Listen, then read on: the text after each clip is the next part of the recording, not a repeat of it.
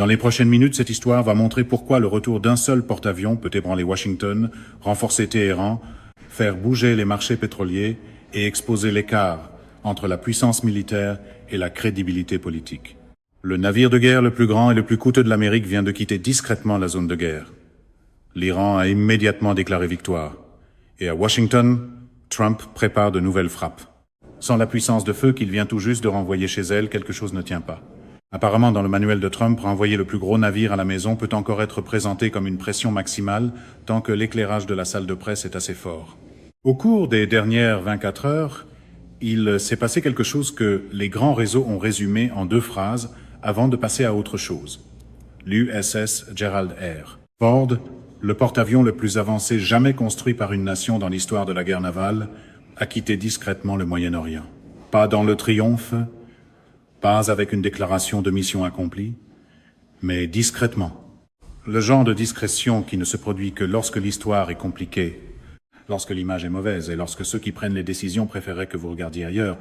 Mais nous ne regardons pas ailleurs parce que cela change tout. Pour comprendre pourquoi ce moment est important, il faut comprendre ce qu'est réellement le Ford. C'est pas seulement un navire de guerre, c'est un territoire souverain flottant. Il peut transporter jusqu'à 90 appareils. Il peut projeter de la puissance aérienne dans toute une région. Sa construction coûte 13 milliards de dollars et son exploitation coûte environ 7 millions de dollars par jour. Quand le Ford est dans un théâtre d'opération, les adversaires recalculent. Quand le Ford quitte un théâtre d'opération, les adversaires font quelque chose de beaucoup plus dangereux. Ils arrêtent de recalculer. Et en ce moment, l'Iran a arrêté de recalculer. L'USS Gerald R. Ford était déployé depuis plus de 10 mois. Ce n'est pas seulement un long déploiement.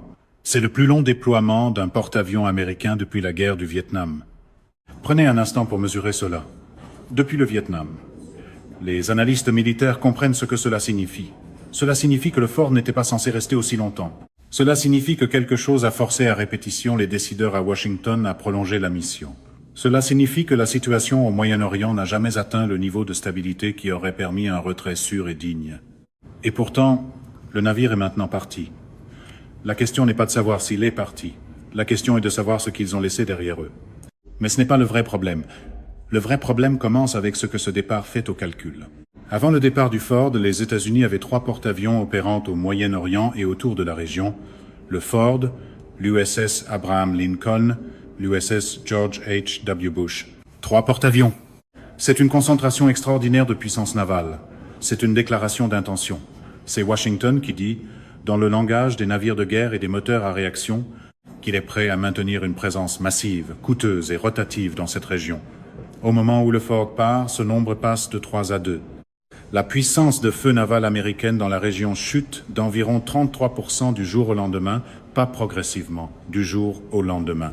33% de puissance de feu visible en moins du jour au lendemain, voilà une étrange façon pour le camp Trump de vendre l'idée qu'ils ont peur de nous, mais les slogans ont toujours eu une tâche plus facile que les porte-avions. Et en géopolitique, la perception est souvent plus dangereuse que la réalité. Quand votre puissance de feu chute d'un tiers le jour même où votre adversaire déclare victoire, le monde n'attend pas votre communiqué de presse avant de tirer ses conclusions. Le nouveau guide suprême de l'Iran, l'ayatollah Mojtaba Khamenei, n'a pas hésité. Quelques heures après que le départ du Ford est devenu public, la déclaration est tombée. Victoire sur le champ de bataille. Ce sont les mots qui ont été utilisés. Pas victoire partielle, pas succès tactique. Victoire. Puis est venu le serment que la même détermination qui avait vaincu l'Amérique sur le champ de bataille serait désormais tournée contre la guerre culturelle et la guerre économique de l'Amérique.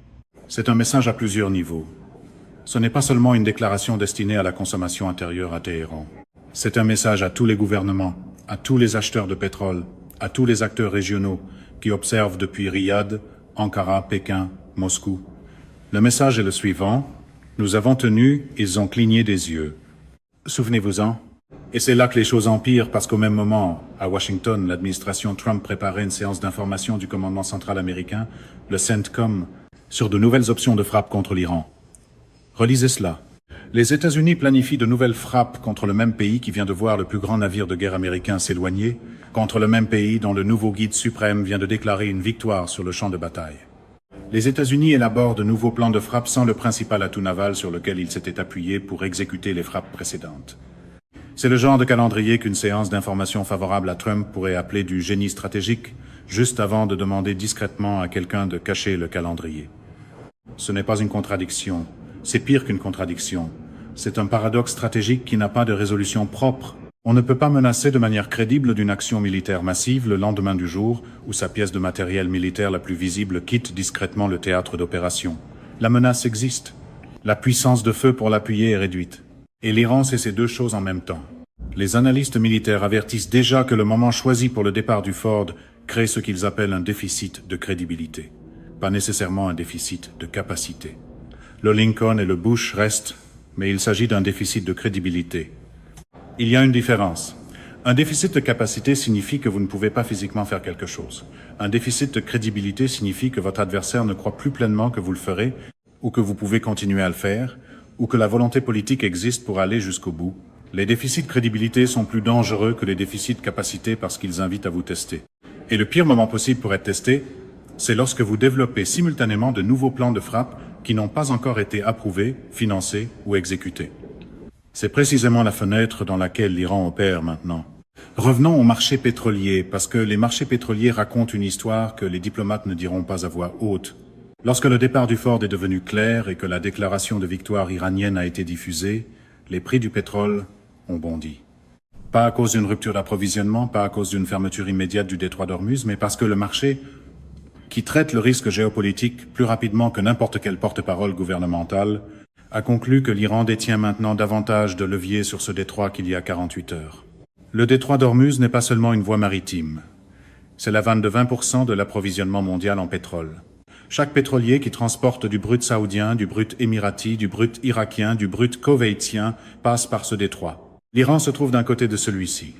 Et l'Iran vient de voir le plus grand porte-avions américain rentrer chez lui. Ce que cela signifie est très simple. Une fois le langage diplomatique retiré, l'Iran n'a pas besoin de fermer le détroit d'Ormuz. L'Iran n'a pas besoin de tirer un seul missile.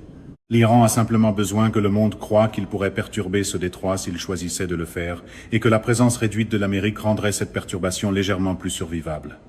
Cette croyance à elle seule fait bouger les marchés. Cette croyance à elle seule modifie les positions de négociation dans les pourparlers de paix. Cette croyance à elle seule remodèle les calculs de chaque gouvernement régional qui s'appuyait discrètement sur la domination navale américaine pour contenir les ambitions iraniennes. Les négociants en pétrole n'applaudissent pas les slogans de campagne. Ils évaluent le risque, et en ce moment, le graphique du risque ne lit pas les éléments de langage de Trump. Mais c'est ici que la dépendance cachée devient visible. Et c'est ici que l'analyse devient vraiment inconfortable. Les États-Unis ont construit leur stratégie au Moyen-Orient depuis des décennies sur l'hypothèse de la domination des porte-avions.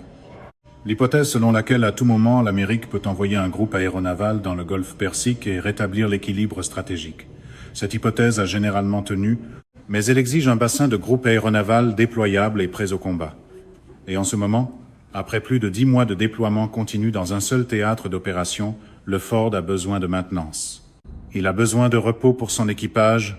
Il a besoin de vérification de systèmes qui ne peuvent avoir lieu que lorsque le navire est hors de la zone opérationnelle. Ce n'est pas un échec de planification, c'est de la physique. Le métal fatigue, les systèmes se dégradent, les êtres humains atteignent leurs limites, mais le moment choisi pour le retour du Ford crée un écart que les adversaires remarquent. Même si les responsables américains insistent pour dire qu'il n'y a aucun écart, les experts de la défense comprennent que 2 porte-avions dans un théâtre d'opération représentent encore une puissance de feu énorme. Personne ne dit que les États-Unis sont sans défense, mais la réalité est que l'équation stratégique a changé au pire moment diplomatique possible. Les pourparlers de paix entre les États-Unis et l'Iran sont actuellement bloqués. Pas en train de s'effondrer, pas en train d'avancer, bloqués. C'est un type précis de danger qui est souvent sous-estimé. Quand les pourparlers s'effondrent, tout le monde le sait et s'ajuste. Quand les pourparlers sont bloqués, chaque camp fait des calculs continus sur son levier. Qui a le plus de patience? Qui subit le plus de pression? Qui peut maintenir la situation actuelle le plus longtemps? Et lorsque le nouveau guide suprême de l'Iran peut se présenter devant sa nation et désigner le départ du Ford comme la preuve que la détermination iranienne fonctionne, cela devient un levier. Un levier réel, tangible, public, dans une négociation bloquée. Ce genre de levier compte énormément. Maintenant, parlons de l'homme au centre de ce moment. L'ayatollah Mojtaba Khamenei n'est pas encore une figure bien connue de la plupart des publics occidentaux, mais ils doivent apprendre à le connaître. Il est le fils du précédent guide suprême, Il a émergé d'une période de transition politique interne en Iran à un moment où l'Iran venait de résister à ce qui était, selon toute évaluation honnête, une confrontation militaire sérieuse avec les États-Unis. Il n'a pas hérité d'un pays qui avait été vaincu. Il a hérité d'un pays dont l'establishment militaire et politique croit avec une conviction réelle qu'il n'a pas perdu. Que cette croyance soit stratégiquement exacte est une autre question. La réalité, c'est que cette croyance existe. Elle est amplifiée par les médias d'État et elle façonne en ce moment même la prise de décision iranienne. Un nouveau guide suprême qui arrive au pouvoir encadré par un récit de résistance nationale et de recul américain est un guide suprême qui a un énorme incitatif politique interne à continuer de pousser. Reculer par rapport à ce cadrage, assouplir les demandes dans les pourparlers de paix, minerait la fondation de son autorité émergente. Ce n'est pas une position confortable pour les négociateurs de Washington. Et c'est là que les choses empirent de nouveau, parce que l'administration Trump est maintenant prise entre trois pressions simultanées qui tirent dans des directions incompatibles. La première pression est intérieure. Après des mois d'engagement militaire au Moyen-Orient, une partie de la base politique américaine veut des résultats, pas davantage de déploiement. Une autre partie est lassée de la guerre. Les deux observent. Le coup politique de donner l'impression de reculer pendant que l'Iran déclare victoire est réel.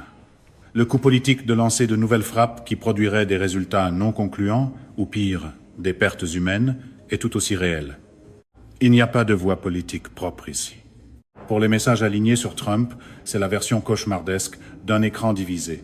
Des mots durs d'un côté, des limites dures de l'autre. La deuxième pression est diplomatique. Les pourparlers de paix existent. Quelqu'un est encore à la table, du moins nominalement.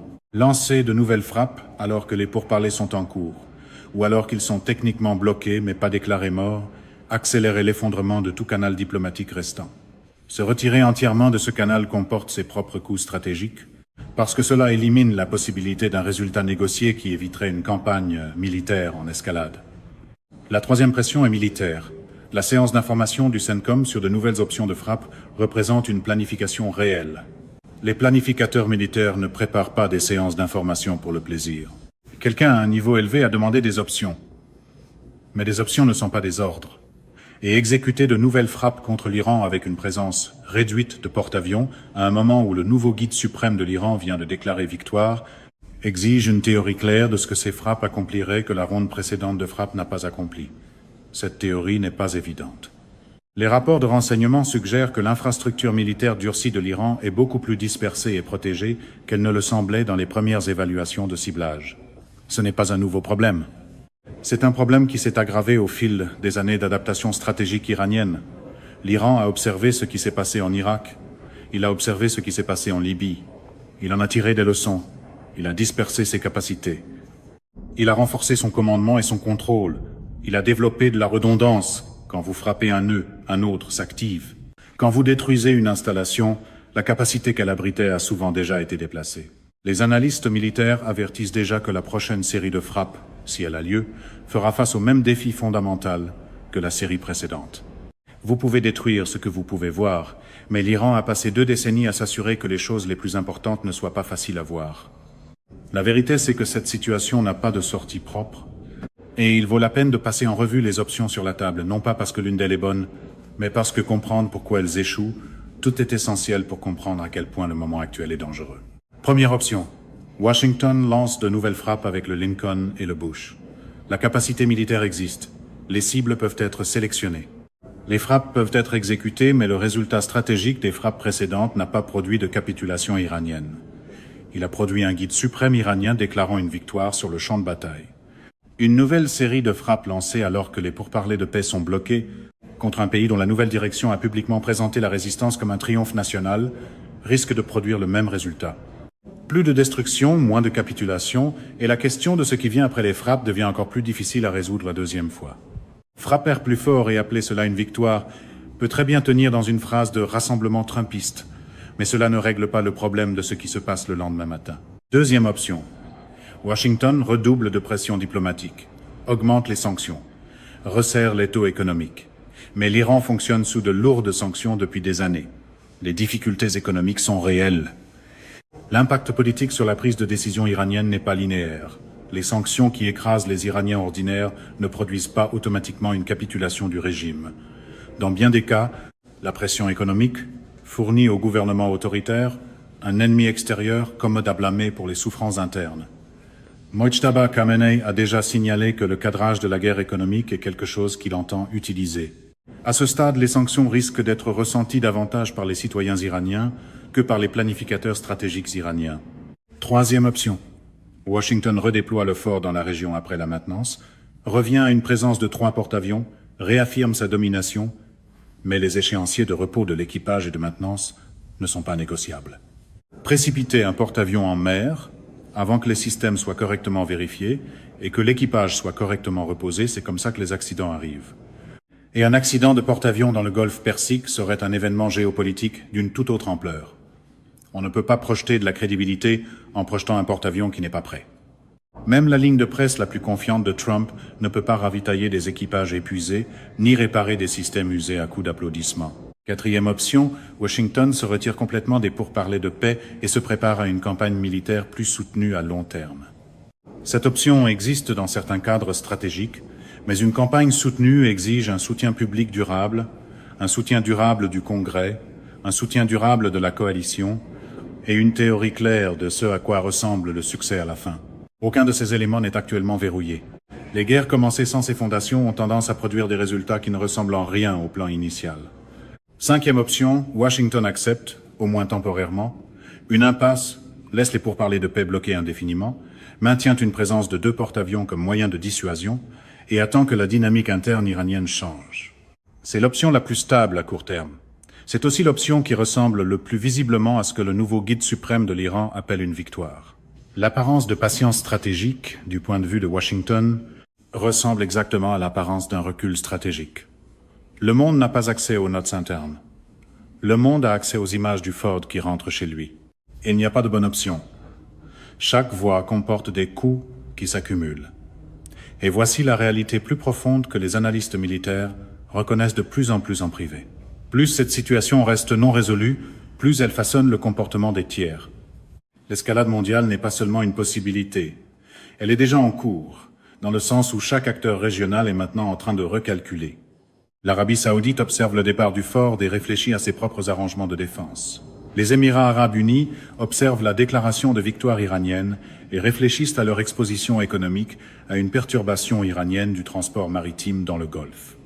Israël observe les discussions sur les séances d'information du CENTCOM et réfléchit à ce que la fiabilité américaine signifie réellement lorsque cela compte. La Russie et la Chine observent tout cela et toutes deux tirent des leçons sur les limites d'une présence militaire américaine soutenue. Non pas parce qu'elles se coordonnent, mais parce que la leçon est disponible et évidente. Lorsque le navire de guerre le plus puissant de l'Amérique quitte un théâtre d'opération après 10 mois, et que le pays contre lequel il était déployé déclare immédiatement victoire, le signal est reçu à l'échelle mondiale. Il ne peut pas être retiré.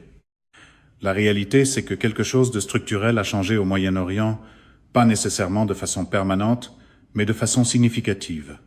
Pendant des décennies, le groupe aéronaval dans le golfe Persique a été la réponse américaine par défaut à l'escalade iranienne. La menace implicite était énorme et largement auto-renforcée. L'Iran savait que les porte-avions étaient là. L'Iran savait ce que les porte-avions pouvaient faire. L'Iran calibrerait son comportement en conséquence. Cette calibration n'a pas empêché le conflit, mais elle a façonné le conflit.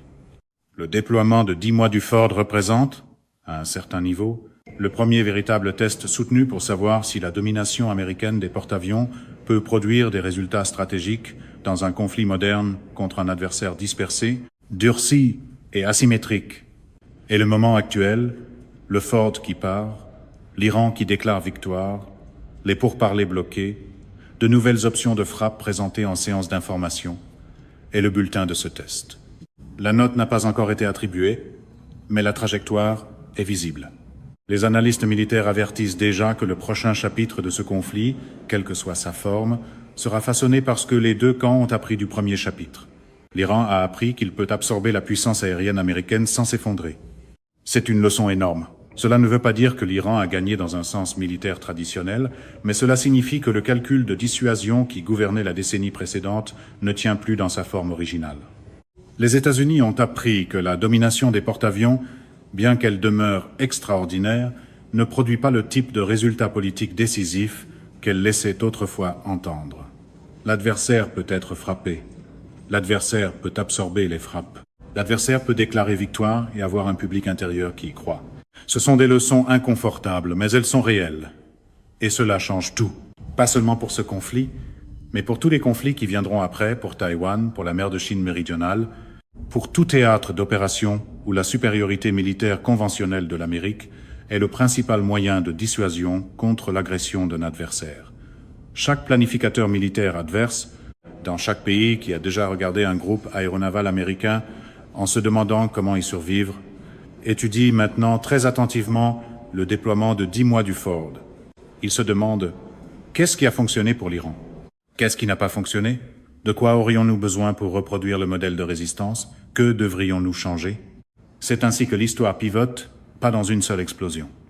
Dans le recalcul silencieux de chaque stratège, dans chaque capitale qui ajuste maintenant ses modèles à partir de nouvelles données, le départ du Ford ne représente pas, en soi, la fin de la puissance américaine au Moyen-Orient. Soyons précis à ce sujet. Le Lincoln et le Bush restent. Le CENTCOM reste.